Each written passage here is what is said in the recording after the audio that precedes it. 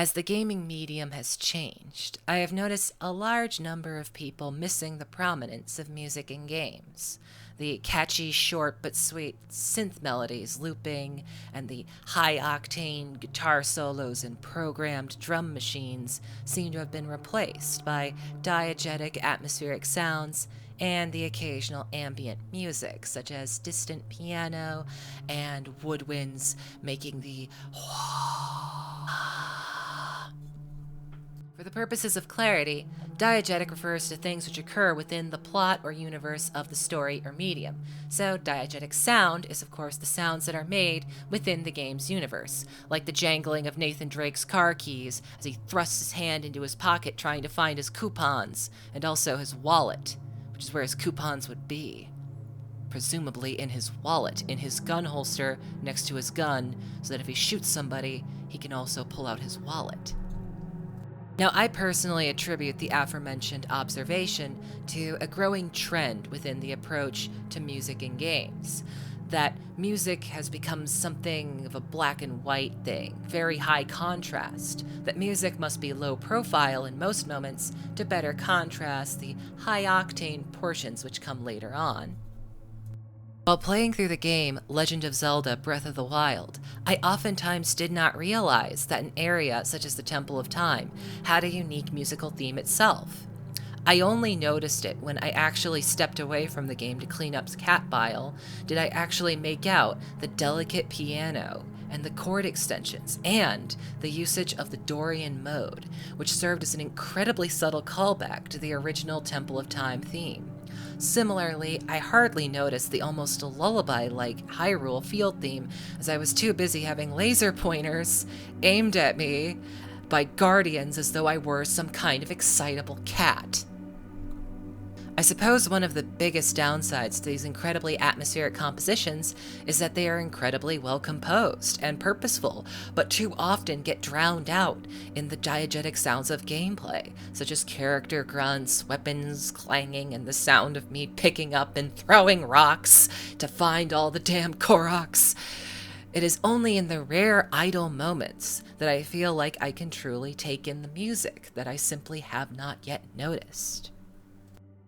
As gaming has evolved, many games have subscribed to many different methods to create an immersive experience, and one of those methods is decreasing the prominence of non-diegetic sound, that is, sound that does not occur within the game's universe. This includes such things as the beeps and boops of menu scrolling, the PS4's battery low sound effect, and, of course, the music that plays throughout gameplay. There have even been games which try to repurpose typically non-diegetic sounds into diegetic ones, such as changing the menu scrolling sound effects from beeps and boops to the sounds of backpack rummaging or pages turning in games like Elder Scrolls III Morrowind or The Last of Us. As a result of this philosophy towards creating immersion, many video game soundtracks have changed to meet this vision, becoming less prominent and working with the diegetic noises of the game environments to create a soundscape composed of multiple pieces as opposed to a single looping audio track to excite or engage the player in the action presently happening. And this brings up a great dilemma with music in games and its growing trend of ambience. While playing the game Sekiro: Shadows Die Twice, I was often so worked up by the gameplay with how much tension it creates and how much focus it requires that I never even thought to take a moment and hold still to fully experience the breathtaking combination of visuals and sounds that create a truly remarkable and engrossing picture that then only further excited me and enticed me to keep playing. I had an even more exaggerated form of this effect while playing the game Bloodborne, in which I genuinely didn't notice that the game had non-boss music until listening to the game's soundtrack, and was blown away at how good some of the songs are. And I obviously did not notice any of this while during gameplay, nor could I, as I was too busy messing up the parrying and getting nommed by shaggily dressed cockney lycanthropes. In a sense, many of the games that attempt to incorporate such ambiance in their scores do not necessarily have gameplay which behooves such a change. Games like Limbo, The Witness, or Shadow of the Colossus, which have periods of slow, methodical, simple gameplay that take ample opportunity to appropriately administer the atmosphere. Such games are rarely the subject of this criticism of the phantom music, that being because you are given the time and appropriate context to notice and enjoy the music. Whereas in a game like Bloodborne, where you are required to constantly be on your toes and being ready to spam the dodge button at any given moment, which then floods the soundscape with diegetic grunts and pot crashing and grunting of the werewolves and such, it oftentimes finds itself being criticized for only having music during boss fights, where it turns up the volume and breaks out the choir and it's time to stab some lycanthropic clergymen. That this is not an inappropriate or ill-advised usage of music. The game perfectly has a right to do so, and this is most certainly an appropriate tactic to take given that specific gameplay context. The game doesn't quite have those moments naturally in which one can relax and fully take in the atmosphere in a non-tense way that is oftentimes required in order to fully take in the more ambient compositions. That is not to say that the game is not without its atmosphere. You most certainly can take in atmosphere while in a tense state. However, one is less liable to pay careful attention to the music that one hears if it is not necessarily coinciding with the tone of the gameplay that one is experiencing at the moment. An example of atmosphere being used exceptionally in a game whose gameplay is not necessarily behooven to this kind of dynamic would be Metal Gear Solid 3 Snake Eater.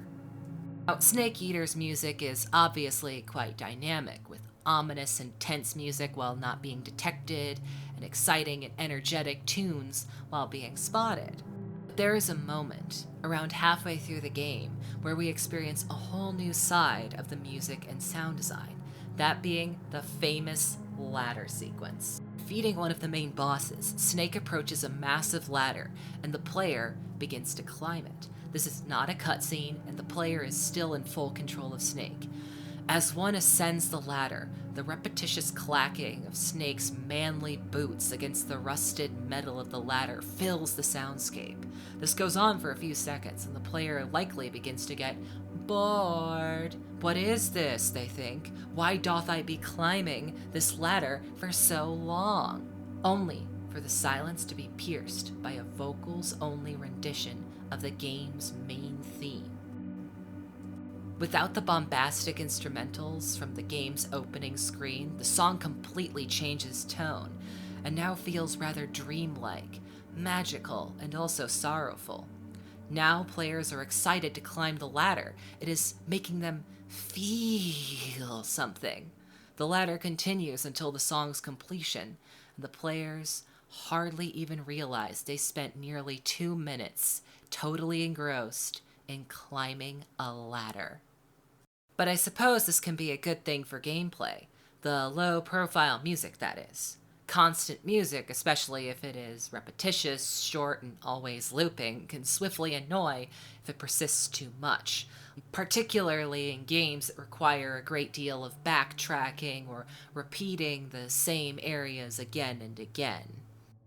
It may sound like a small annoyance, but not having the same looping sounds after attempting an area for the 12th time could save some blood from running out of your ears. In my previous video, I had something of a little experiment. A short, catchy melody repetitiously played throughout the video. Something that everybody who watched the video took note of and sometimes complained about. Meanwhile, for this video, I chose to play some subtle ambient music instead, which you may or may not have noticed. Ultimately, the former was more disruptive and had the potential to be more disruptive than the latter due to the fact that one better suited the experience than the other. Now, obviously, it would be ill-advised for Bloodborne to keep the music tense and audible constantly. It would become rather repetitious if that were the only case, because a looping or repetitious melody is much more likely to get annoying over time than ambient drones. In fact, silence is oftentimes one of the most effective tools in maintaining atmosphere, and one of the reasons why Bloodborne's silence is so tastefully used. However, of course, I would like, as the whole purpose of this video is to call attention to this, the music were just a little bit more noticeable or used in places where it could really shine. An important factor is obviously the quality and type of music. Both high-profile games with robust sound teams like Persona 5 and indie games like FTL Faster Than Light had stellar, no pun intended, music that had variety, energy, and high-quality sound that saved it from becoming annoying, as it was not about hearing the same melody over and over again, but about listening to the funky, fresh new jazz song or jamming out to some space abstract techno, respectively. These games' soundtracks also boast a heavy variety of songs to match a wide variety of dynamic themes and moods, with deliberate and conscious placement of each song, making it feel like the music is the voice of a real breathing world and not just whatever the composer threw together at that moment or what the sound team decided to place over this specific moment of gameplay.